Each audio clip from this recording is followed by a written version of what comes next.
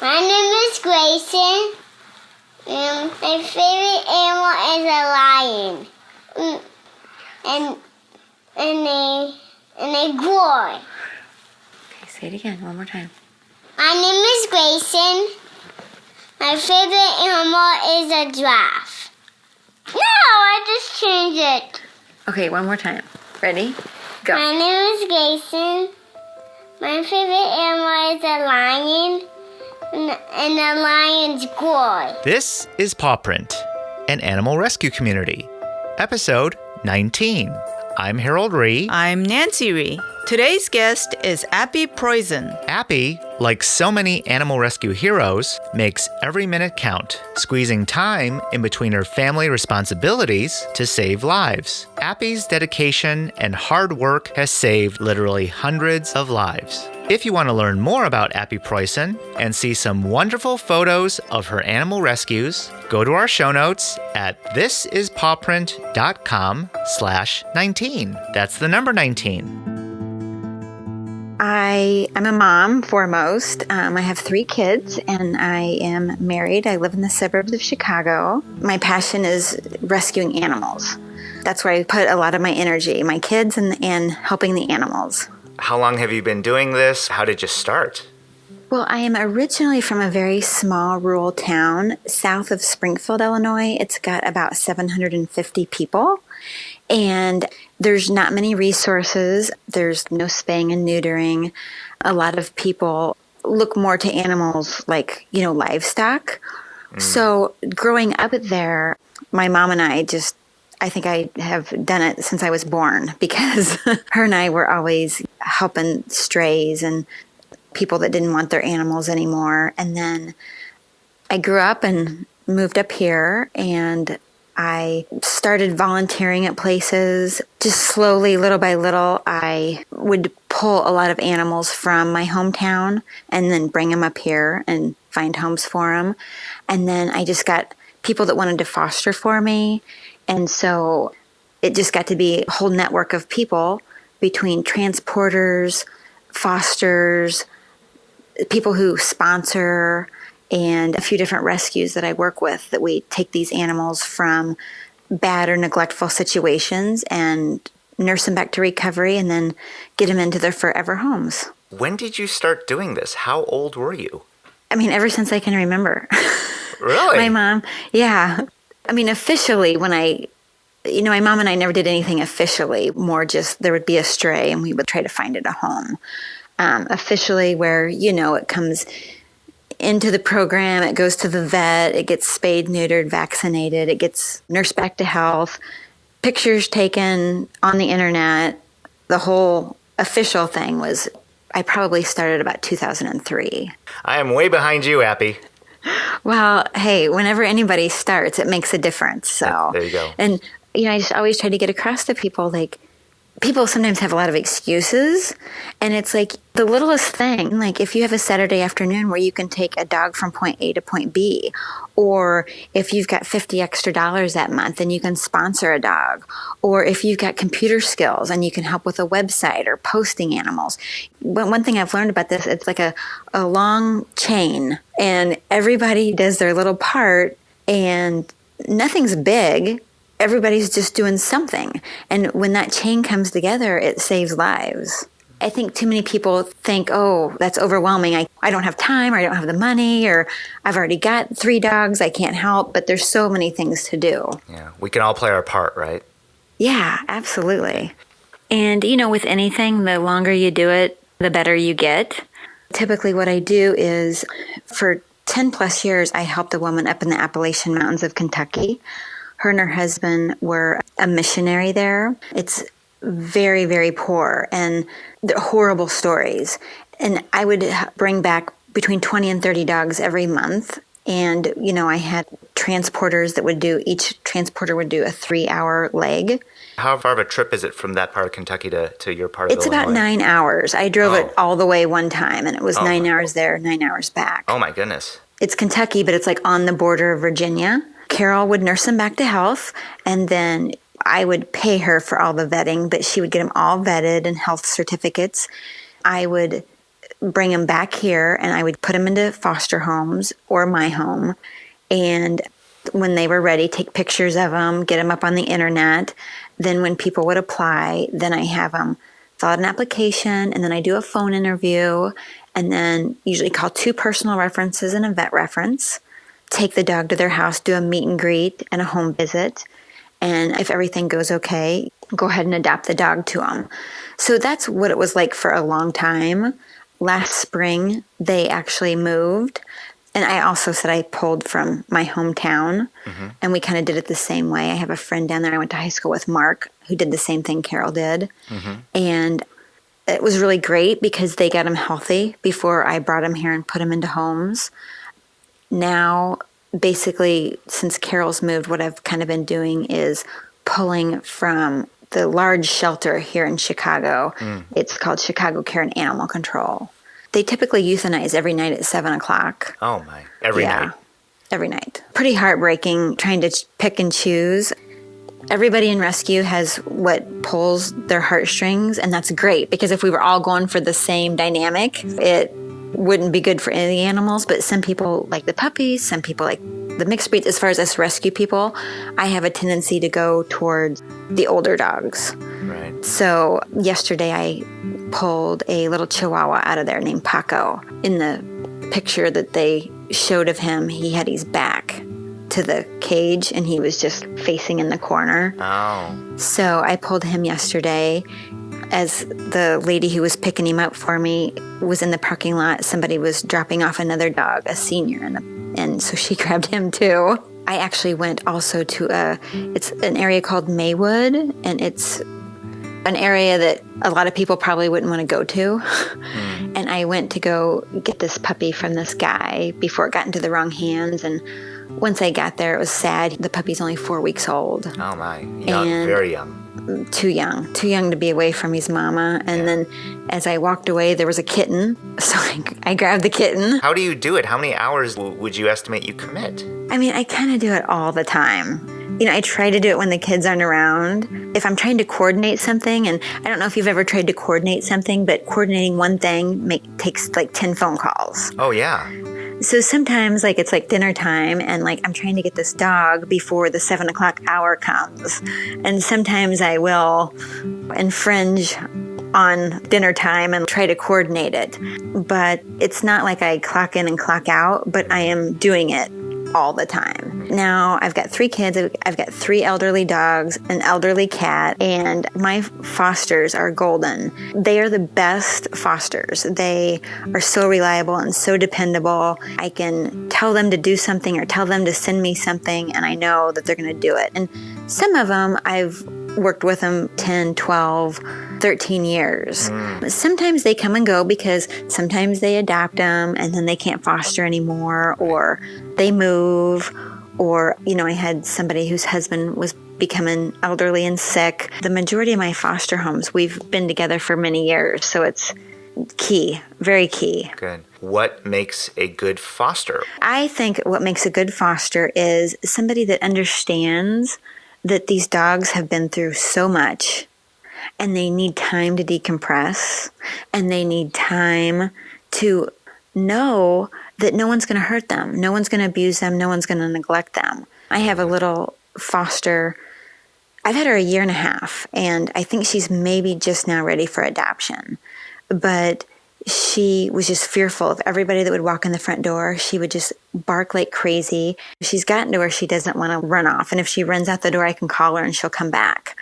But I wouldn't have trusted her to be adopted out until now because she just wasn't ready. Cats versus dogs. Maybe they want both cats and dogs as potential foster to host them. What would you say are the differences between caring for a dog versus caring for a cat? Well, cats are a lot more self-reliant. There's not a whole lot to it.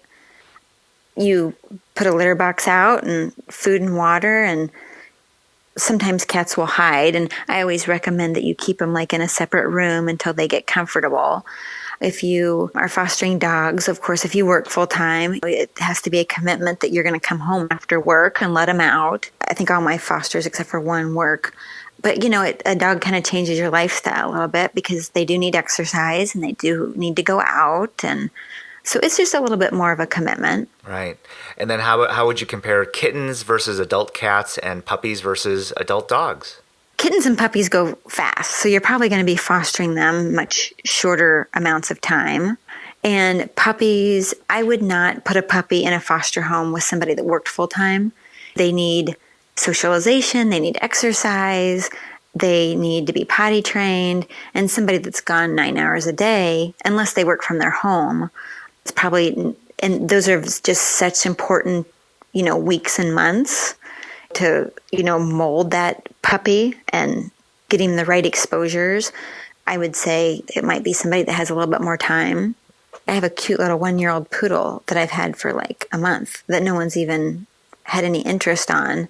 And then I've had a senior lab spaniel mix that I've had 4 or 5 inquiries on. So with the adults, it's like you just never know, It's like predicting the weather, right? You can't do that. Yeah. And I've been very blessed to come across some very wonderful people who take in the older ones. It's really great to meet those type of people. Yeah. And there's people I know in rescue that they do just puppies. They just do litters of puppies. And, some people enjoy that, and that's wonderful. And once that litter gets adopted, and I know, and a lot of those same people too will do pregnant moms or moms about to give birth. Yeah. And there's definitely a need for that, without a doubt. What attracts you to elderly dogs, as you mentioned earlier? What are the joys and what are some of the challenges? For me, everybody wants a puppy. And again, I'm so glad there's people that want puppies. Our neighbor just adopted a puppy, and I'm so thankful because there are puppies that need homes. There are kittens that need homes. But everybody wants a puppy. They're going to get adopted most of the time. Sure. The elderly ones, a lot of the times they have had a lifetime of neglect. That lab spaniel mix, he just had like this huge growth coming out of his leg, and he had hair missing, and they are just so thankful. I know they don't talk, but like you can just see it and feel it. They're just like so thankful to like have a soft place to lay. And also with me fostering, you don't have to exercise older dogs. Like they go out, go to the bathroom, they come in, they lay down. So for me too, with 3 kids, it fits my lifestyle. They are laid back. And I think what draws me to the seniors is that they get the short end of the stick. And, I just really enjoy them feeling and having love. And I can feel and see that gratitude in them when you put them in a good environment. Gotcha. Some folks just assume, hey, if I want to be a great foster, I need a gigantic house. Do you have fosters in your network who have apartments and condos? Absolutely. And, I also hear people say, oh, if I win the lottery, I'm going to buy a huge house on a huge farm, and I'm going to rescue 50 dogs. And it's like, well, it really doesn't matter how big your house is or how big your yard is, because their dogs are always right under your feet. Good point. I mean, it doesn't matter how big your house is. Those dogs are right there where you are. Yeah. So no, I have people that have lived in apartments that foster houses.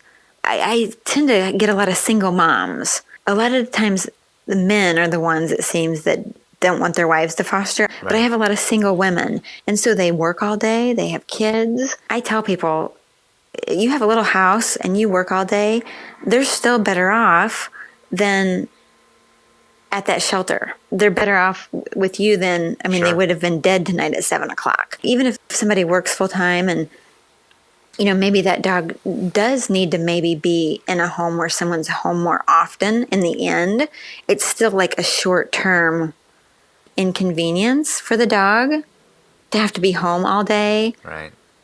For a long-term life, I have a little long-haired Chihuahua, and she's got Cushing's, so she has to go out quite often. Now, can you explain Cushing's? Yeah, it is. It happens a lot, like in the older dogs, and it's with the adrenal glands, and it's an overproduction.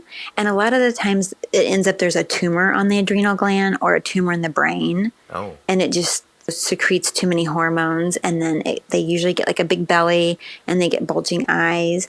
Now, with medication, and we also have on some holistic stuff, it can be controlled. But she's older. She's 10 or 11 years old. So, she needs to go out every few hours. So she would be best in a home with someone who's home during the day. Matching people's lifestyles with the dog's energy, I have found, is like key to, making it a successful adoption. What is the state of overpopulation? Too many pets out there. Can you talk a little bit more about your point of view? 9 million dogs and cats are euthanized every year in the United States in shelters. And I think some people have a misconception that it's because there's something wrong with them. But every single day I see people say, oh, well, we're moving and we can't take him. Or, oh, I'm working longer hours and, he doesn't fit into my schedule anymore. I had a dog I adopted out 4 years ago, and she returned her a few months ago and said, I'm going back to school, and I work full time, and I'm going back to school, and I just don't have time for her. In 15 years of doing this officially, I have never, and I can honestly say this, I have never taken in a dog that the dog was the problem. Right. Like, I've never had like a bad dog or a cat for that matter, that like they were the problem. It was something going on. Sure. Something going on in that environment that made them want to give them up. I think dogs just want to please us, and they want to please us any way they can. It's just sometimes people can't, don't, or won't take the time to communicate correctly with the dogs. Right. And I know when I started this officially 15 years ago, I never saw a little dog, and I never saw a senior. It was always like 1 to 3 year age dogs, and they were all bigger, and they were usually mutts. 15, 16 years later, there are so many dogs, cats, puppies, little ones, big ones, so many seniors. Why do you think that is? I don't know for sure, but I feel like we live in such an instant gratification world. Everything's like fast food and text, and if you text somebody and they don't text you right back, well, why aren't they texting me back? I feel like we're in such an instant gratification world. I feel like people are like, if it's not easy, then I'm not going to do it. And there's no commitment to these animals. This is a commitment until the day they die. This just isn't, until I move or find something better to do. Right. I have had dogs that I've taken from animal control 2 or 3 times, put them through the whole process, posted them on the internet, and their owners have looked for them on Pet Finder and found them. It is so heartwarming to see when they're reunited. And one was a little Chihuahua. I think we had him in foster for like 6 months. And I kept thinking, oh my gosh, like nobody's even inquiring about him. Then like 6 months later, it was like 4 a.m. I got an email from the woman. And she's like, I have been looking nonstop for him. He got out of our yard. And, we looked everywhere. And when we reunited them, he was ecstatic. His tail was going crazy and he was like jumping all over the place. So I know these dogs have feelings, and I know it's heartbreaking for the ones that their owners just leave them and dump them and they're never reunited. But I know it affects the animals because I've seen how it affects them when they're reunited with their owner, if that makes sense. No, you're right. You truly are rescuing in that case, right? You're reuniting. You hate to say it, this dog would probably not be alive if it weren't for you. Well, and you think about how many they just don't find them in time. My biggest pet peeve is put an ID tag on your dog and put a microchip in your dog and keep the microchip registration up to date. All the wandering dogs, like they find me or I find them, or they never have ID tags on. And then if they are chipped, the registration's never up to date. Yeah. And it's like, if that ID tag was on that pet and if that chip was in that pet and updated, you would be reunited with your pet in 5 minutes. Yeah. You know what I mean? If there's a dog that's lost, brought into animal control, how many days do they actually have before this horrible 7 p.m. euthanasia deadline? I think it's like a 3 to 7 day hold, but they euthanize dogs by mistake. Rescues will put holds on them and they'll go get him and they'll be like, oops, we just euthanized him. They are not safe until they're in your hands. Right. You can't paint all shelters like this, but it can feel so uncaring when you describe and it. there's such a difference between like a shelter and animal control. That is animal control. That is funded by the city. Right. But there are tons of shelters around here that have caring volunteers that go and walk the dogs. And I have a very good friend that runs North Chicago Animal Control, and she lives and breathes that place. And before she took over, I think 4 or 5 years ago, nothing came out. The animal control officer, just killed everything. And it's been no kill for like 5 years now. I mean, she's amazing. So that's incredible, right? She is incredible. And it all depends on who is in charge there, who runs the place, and where their heart is. It's all about leadership. It's all about leadership. I adopted out a little Chihuahua Poodle Yorkie on Tuesday night. And I told the lady, I just want to let you know, by you adopting Minnie, you've just saved Paco, because we're going tomorrow to Chicago Animal Control and we're pulling Paco. Then in the parking lot, we got the other dog. So I was going to text the adopter of Minnie later today and tell her, listen, you not only saved Minnie, you've saved 2 other dogs. You know, as people adopt, we can get more out of those bad circumstances. But if we don't have people, like I said, it takes a chain. If we don't have those good adopters, then we can't get the ones we have adopted and save more. But every time I adopt out one, I go right back over to Chicago Animal Control and pull another one off the euthanasia list. Thanks for saying that. It's adopting, fostering, it becomes a domino effect. It does. Or even for me, Chicago Care and Animal Control is on the south side of Chicago. I have a little preschooler that only goes to school for 2.5 hours a day. It's very hard for me to get down there and pick up a dog and bring it back. But I have some people that are willing to take probably 2 hours out of their day, go down there, pick up the dog, and bring it back. That little thing, 2 hours every couple of weeks, saves how many dogs and cats? It's just amazing how we all do something little and it just adds up to this huge thing, you know? Any particular animal who's really inspired you or really touched you over the years?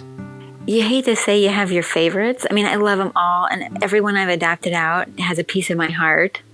And I think about every single one of them. I've kind of lost count, but I would say it's probably in the 700-800s now. Yes, thank you. There are 2, and one was a little senior Chihuahua. His name was Hector, and he came from Anti-Cruelty. And Anti-Cruelty does adopt some out, but they don't do any medical. So if any dog needs a dental or any type of like allergies or whatever, they either try to get him into another rescue or they put him to sleep.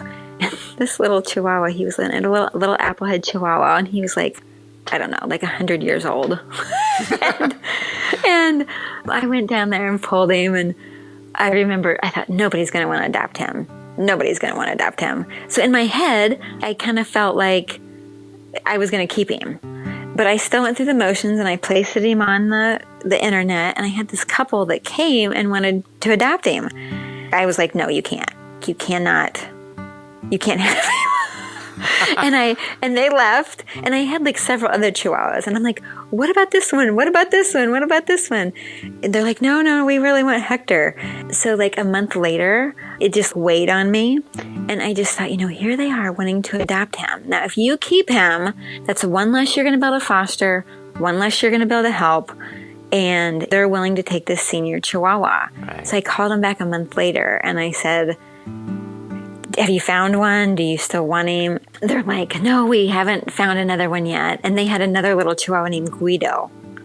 So they came back and they adopted him, and he lived with them for several years. He has since passed away, but he lived with them for several years. And it hurt at first. Well, you had to let him. You had to let him go, right? I had to let him go, and then they, over the years, I've kept in contact with him. And now they live in Arizona, and they've adopted a Pitbull, and they have kids. But I was so thankful that I trusted them and let him have them, because, over the years they sent me pictures. He was so well loved and so well cared for. And, it opened up my doors to take in more. And there was another one, and he was a Pitbull-Great Dane mix, and his name was Duke. And the people had kept him in a cage his whole life. Like, he was a year old, and he was completely unsocialized. I think he was he is 115 pounds. I met her like at a gas station or something to get him, and she was like, he's a fear barker, and he's not going to let you near him, and he's going to bark at you. And I remember they had a green Explorer, and I went around to the back and opened the door. I'm like, hey, Duke. And he just came right to me, and I brought him home. And then, like, everybody that wanted to adopt him, he would just bark at him and wouldn't let him near him. And I'm like, oh my gosh, no one's ever going to want this dog. I'm going to keep him. No one, who's going to, like, take a 115-pound dog that's standing there barking at you? And it's not just a bark, it's intimidating. Yeah, exactly. So there's this single woman, and she was interested in him, and I'm like, now, he's going to bark. And she's like, oh yeah, I understand. So I took him there, and he did just that. And, for a long time, like, she couldn't have people over. And I think I don't know if he was aggressive, but she felt like he was. Like, I can read dogs' body language, and it was more out of fear and not being socialized. He would just stand there and bark. And I've gone to visit him 2 or 3 times, and she adopted him like in 2003. And every time I come, he just runs and just jumps in my arms. She's like, he remembers you. He doesn't do that to anybody. Well, you were the first person he ever really trusted, right? Yeah, and I feel like I have a bond with him. He's still alive, and she said it's getting hard for him to, like, get up and down sometimes. And he's old, and he's a big dog, and it's going to kill me when he passes. But again, too, I'm very happy that, like, she took such good care of him. And I hope he knows that I love him dearly, and that I hate that he didn't live with me forever. But he has and had a wonderful life, and it was another example of where sometimes you have to hurt and let him go so that you can take in another one. Yeah. Because if I had Hector and Duke, I don't think I would be able to foster. I mean, you have to make room in your home. You have to, in some ways, make room in your heart, right? Yes. There's a bigger picture. It doesn't make the pain go away, though, right? It still hurts. And I told Marla, I'm like, I love visiting you and I love visiting Duke, but I can't come anymore. It makes me happy when I visit people and the dogs don't want anything to do with me. Yeah. But I said, when I come and visit Duke, it just tears my heart out. But I will tell you, he would always, they have a big glass door, and he would look at me and look at my car, look at me and look at my car. And the last time I went, he didn't do that. Oh, okay. And I thought, you know what? He's content. Right. It's Like, a little bit of progress. Yeah, he knows me, but he's content where he is. Yeah. How do people get in touch with you? How can people donate to your cause?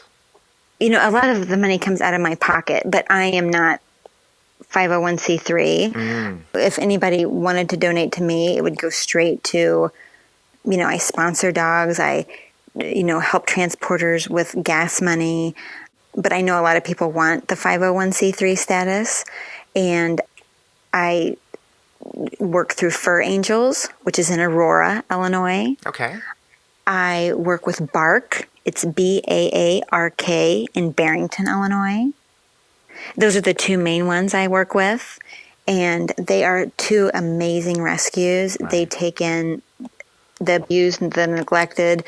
Sandy with Bark, she just went and picked up a pit bull mix from Chicago Care and Animal Control that has no use of his back legs. Oh. And so she's going to take him and try to do rehabilitation with him and do everything she can to see if he can gain use of his legs. If not, we'll get him a cart.